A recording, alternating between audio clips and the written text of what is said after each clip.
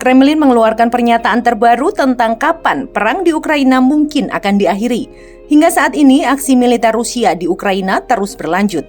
Juru bicara Kremlin Dmitry Peskov pada Senin 12 September 2022 menegaskan bahwa operasi militer Rusia di Ukraina baru akan berakhir jika tujuan awal telah tercapai.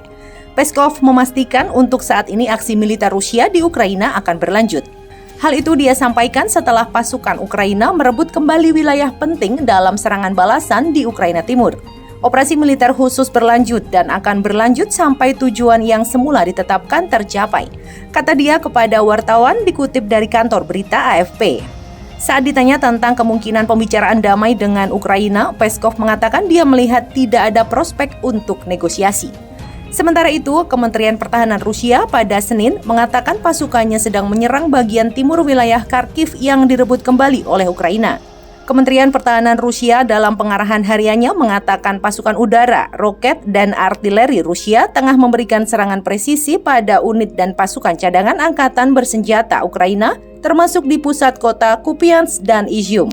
Pada akhir pekan lalu, Ukraina telah mengklaim keberhasilan besar melawan pasukan Rusia di wilayah selatan dan timur, termasuk di kota Izium, Kupiansk, dan Balaklia.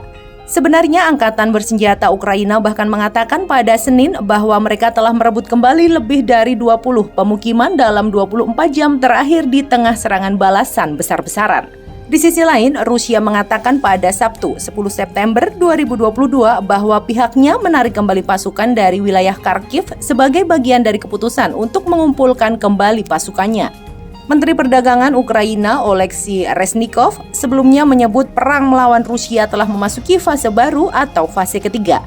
Dalam menghadapi fase baru perang Rusia-Ukraina ini, dia menyatakan Kiev membutuhkan pasokan senjata dari Barat.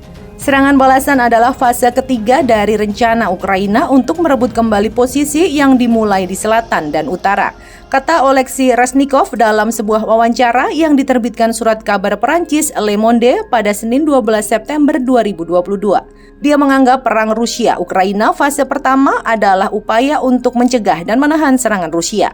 Sedangkan perang Rusia-Ukraina fase kedua bertujuan untuk menstabilkan kondisi garis depan dan menguji kapasitas ketahanan Rusia.